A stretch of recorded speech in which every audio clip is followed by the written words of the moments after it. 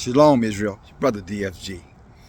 Hey, brothers and sisters. I just want to take and share some things that are on my mind this particular day, 14th of March, 2024. And that's a dangerous day. I mean, I love Yahuwah. If you know me, you know I do. And there are those times that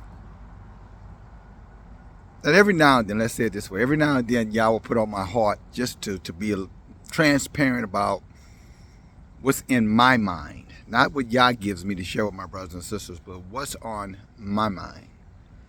And today is one of those days, so I just want to share a little bit of that with you. You know, I look around and I see each day come, I see each day go, like most of our people, and look for purpose and look for meaning in those days. You know, asking myself those questions, you know, will it ever end?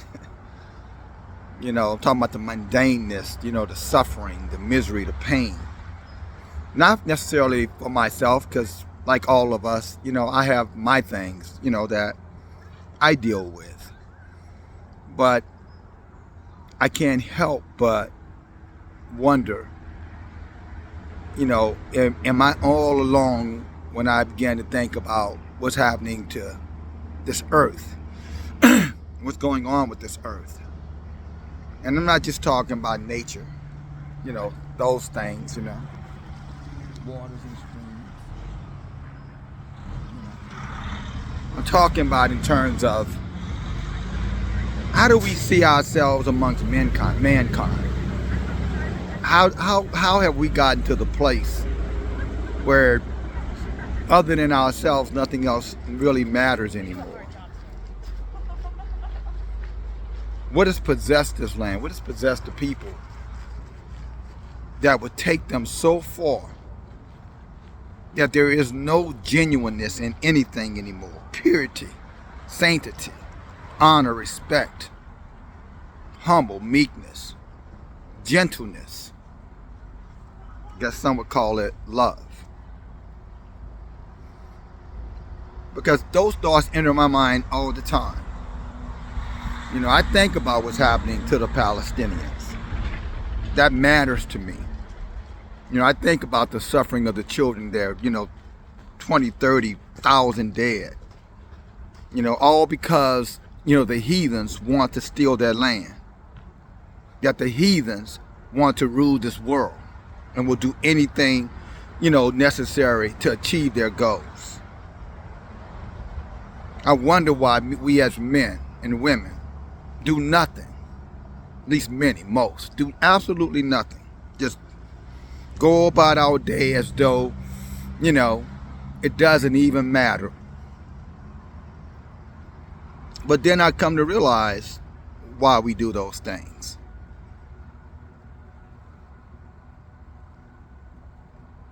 Because our attention is upon ourselves. We only care about us. We only care about what happens to us, me, individual. The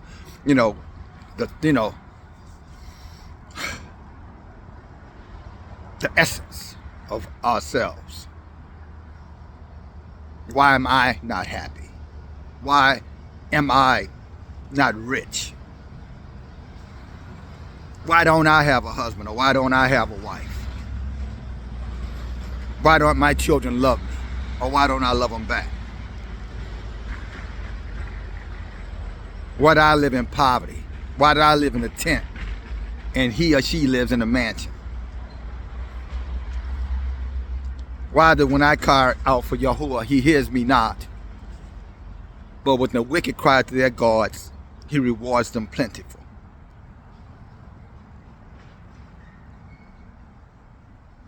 I think about those things.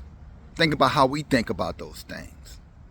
I think about, you know, why don't we care about, you know, the whales in the sea? Who are mammals, who have a conscience, who love their offspring, but now they have to fight pollution, slaughtering. Why? Because some man wants to get, you know, the natural minerals that make up his body. I think about the elephant. And because some heathen among us think that pearls, makes them a better human being, they slaughter him to take his ivory. I think of places like Sierra Leone, where people die and get slaughtered because somebody wants a diamond ring on their wedding day.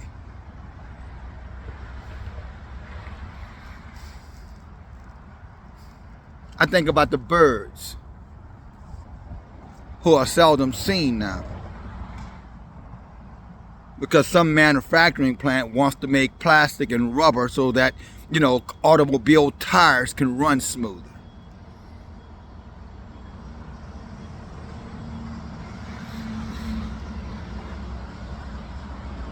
I think about my people, Israel. Many who don't even know who they are.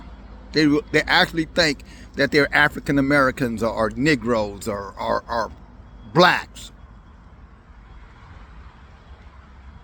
And they're actually the people of the book. How they don't even love their own history. They won't even read their book. I think about how that when they open up the Tanakh, what the world calls Bible, and they don't even see themselves there. They don't even see the greatness of that book. I think about how they don't understand that their destiny is tied into that book.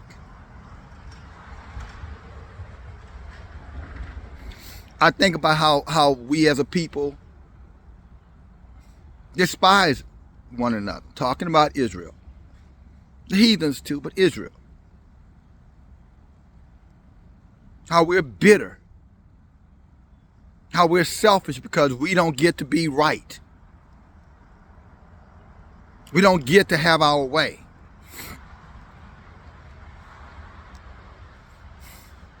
I think about our babies who's got to grow up, if Yah spares time, and be abused mentally, corrupted from the core, from their souls, never giving a chance, to understand what life is truly meant to be. Teaching our children to hustle. Teaching our children that success is about wealth and materialism.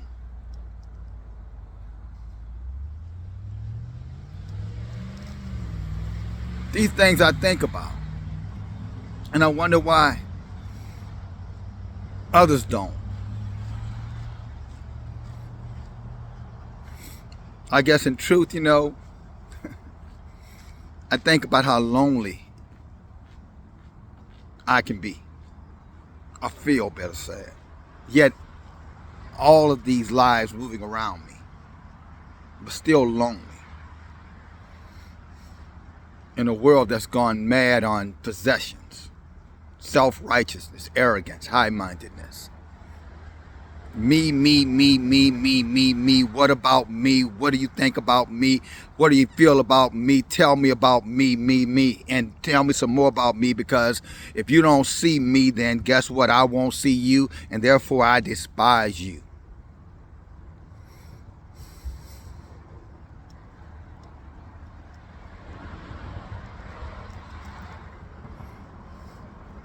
I think about these things.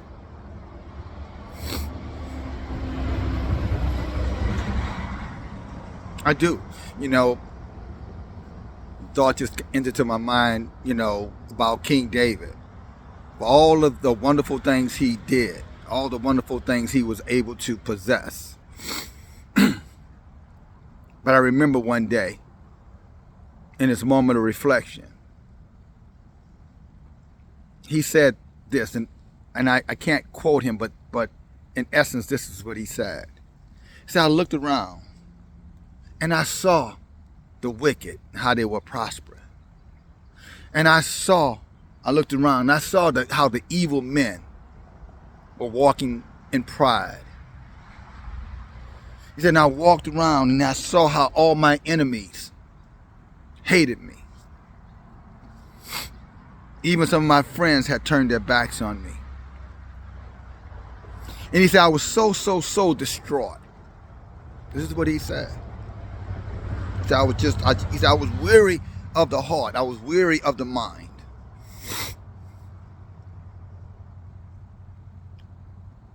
But then I walked before the presence of Yahuwah. And when I went before his presence, he showed me. He showed me where the end of all of those who hated me will be.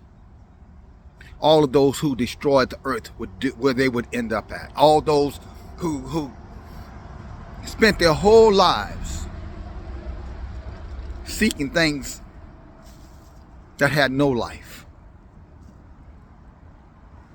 He said, and in that time and in that reflection, you know what? I realized that none of those things actually mattered. The only thing that truly mattered is that I knew Yah and Yah knew me.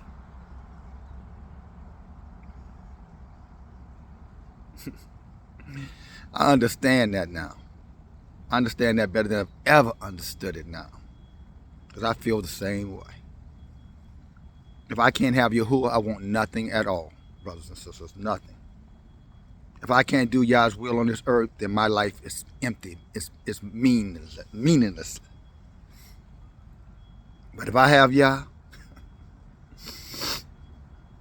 then it's brown leaf.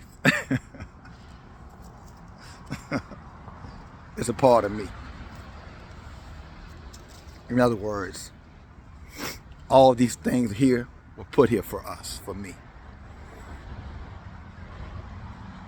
And because I know Yah, I know that. I know he loved me enough to create a perfect earth to place us in it. And I know the day will come. He'll renew this earth. He'll renew this heaven. And he'll place the righteous among us back in it again. But we'll do better that time. Because we have learned from all of these things that's happening in this time. So when I reflect and I think of all of the suffering, all of the misery, all the loneliness, and I know I'm not alone, I also remember that a time will come where these things will be remembered no more. And if I stay focused, I stay the course, I continue to resist the temptation to fall for the cares of this world. I resist the temptation to let others project upon me their bitterness, their jealousies, their envies, their hatred.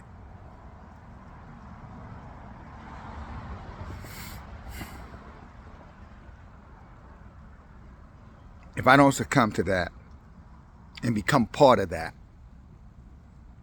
then I will be awarded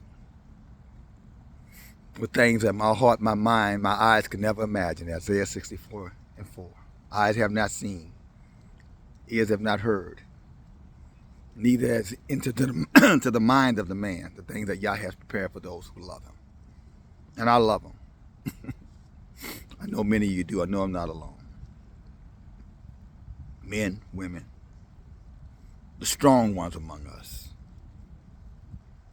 the loyal among us, those who are loyal to Yah and understand we have to love one another in spite of what's going on all around us.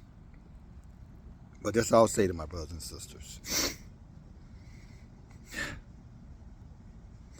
I'll quote it better said.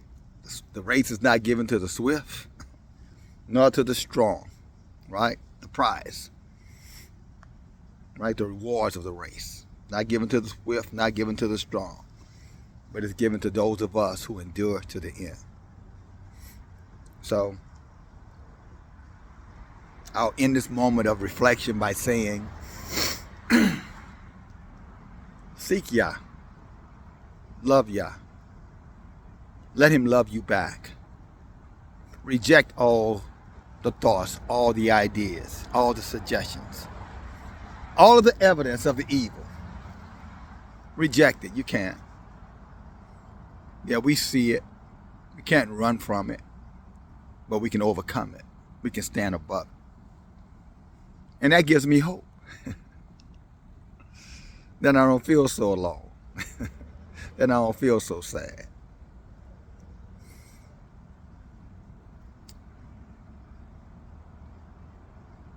Just what I'm thinking today. And if y'all willing, tomorrow comes, I'll remember what I thought about today. I hope you will too. Shalom, Yasharel. Just remember how the saying goes. After you've done all to stand, continue to stand. Eventually, y'all will notice.